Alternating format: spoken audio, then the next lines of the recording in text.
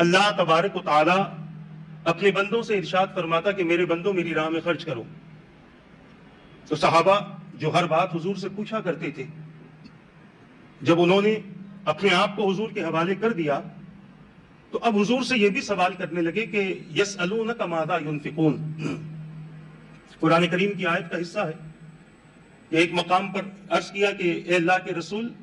ہم کس پر خرچ کریں، تو اللہ نے جواب دیا کہ محبوب آپ سے پوچھتے ہیں کہ کس پر خرچ کریں، تو اللہ نے فرمایا قل ما انفقتم من خیر فللوالدین والاقربین والیتامی والمساکین وابن السبیل او کما قال، کہ تم اے حبیب آپ فرما دو کہ تم جو خرچ کرنا چاہتے ہو اس کے سب سے پہلے حقدار تمہارے ماں باپ ہیں۔ ماں باپ کو چھوڑ کر پوری دنیا پر تم نے خرچ کیا اور ماں باپ کو بھول گئے تو تمہارا یہ خرچ کرنا تمہارے کوئی کام نہیں آئے گا۔ تم یہ نہ سمجھنا کہ میں نے یہ بہت بڑا کام کر دیا، اگر تمہارے ماں باپ تمہارے پیسوں کے حقدار ہیں، انہیں ضرورت ہے، ضرورت مند ہے، اور تم انہیں نہ دے کر دنیا میں بانٹتے پھرتے ہو تو گویا تم نے اللہ کی نافرمانی کی ہے، کیونکہ اللہ نے جو فہرست، جو تفصیل، جو سلسلہ بیان فرمایا وہ سلسلہ یہ ہے کہ تم سب سے پہلے اپنے ماں باپ پر خرچ کرو، فللوالدین والاقربین، اور پھر اور ہے تو اپنے قریبی رشتہ داروں پر، والیتامی، قریبی رشتہ دار کون؟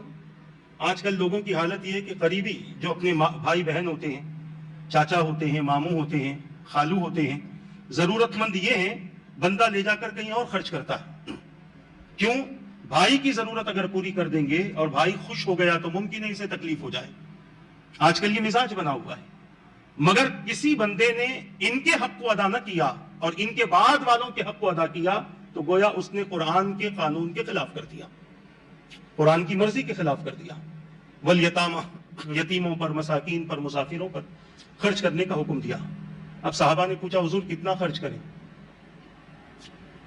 سوال کیا کتنا خرچ کریں؟ تو اللہ تبارک و تعالیٰ نے فرمایا قل العفو، جس کے معنی بعض مفسرین نے بیان فرمائے کہ حبیب آپ ان سے فرما دیں کہ ان کی ضرورت سے جتنا زیادہ ان کے پاس ہے وہ خرچ کر دیں۔ یہ ایمان تھا ان کا، یہ یقین تھا ان کا، اور پھر وہ لوگ صرف سوال ہی نہیں کرتے تھے، وہ لوگ خرچ بھی کرتے تھے، اور خرچ کرنے کا عالم یہ تھا کہ خود بھوکے رہ کر دوسروں کو کھلاتے تھے، خود محنت کر کے اپنی محنت کی کمائی ہوئی پوری چیزیں لا کر حضور کی خدمت میں پیش کر دیتے۔ وہ صرف سوال کرنے والی جماعت نہیں تھی، وہ عمل کرنے والی جماعت تھی۔ صرف پوچھ کر حضور کو خوش نہیں کرتے تھے، بلکہ پوچھ کر عمل کر کے حضور کو راضی کرتے تھے۔ یہ وہ جماعت تھی صحابہ کرام علیہم الرضوان کی۔ تو بتانا ہی چاہتا ہوں کہ جن لوگوں کو، جو لوگ دنیا میں رہے مگر دنیا کو انہوں نے اپنے لیے پسند نہ کیا، حالت یہ تھی کہ کبھی کبھی ام المؤمنین عائشہ صدیقہ رضی اللہ تعالی عنہ کے پاس کئی مرتبہ ایسا ہوا کہ لاکھوں کی تعداد میں دراہم آئے، دینار آئے، فجر سے لے کر مغرب تک آپ اہل مدینہ میں ان تمام دیناروں کو، ان تمام پیسوں کو تقسیم کر دیتی، اور جب شام کا وقت ہوتا، افطار کا وقت ہوتا تو اپنی خادمہ سے فرماتی خادمہ کچھ لے کر آؤ، تو خادمہ عرض کرتی کہ ام المؤمنین ہمارے پاس تو کچھ ہے ہی نہیں، جو آیا تھا اس میں سے کچھ رکھ لیتے تو ہمارے کچھ کام آ جاتا۔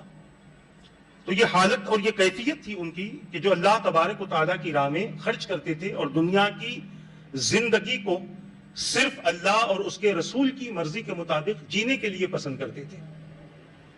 اس کے علاوہ انہیں دنیا پسند نہیں تھی۔ جب ایمان سے دور تھے تب دنیا سے بہت محبت تھی، اور جب ایمان دل کے اندر آ گیا تب دنیا کی حقیقت پتہ چلی کہ یہ دنیا سوائے دھوکے کے کچھ نہیں ہے، اس میں صرف دھوکہ ہی دھوکہ ہے۔ کیوں؟ یہ ظاہری طور پر آراستہ نظر آتی ہے۔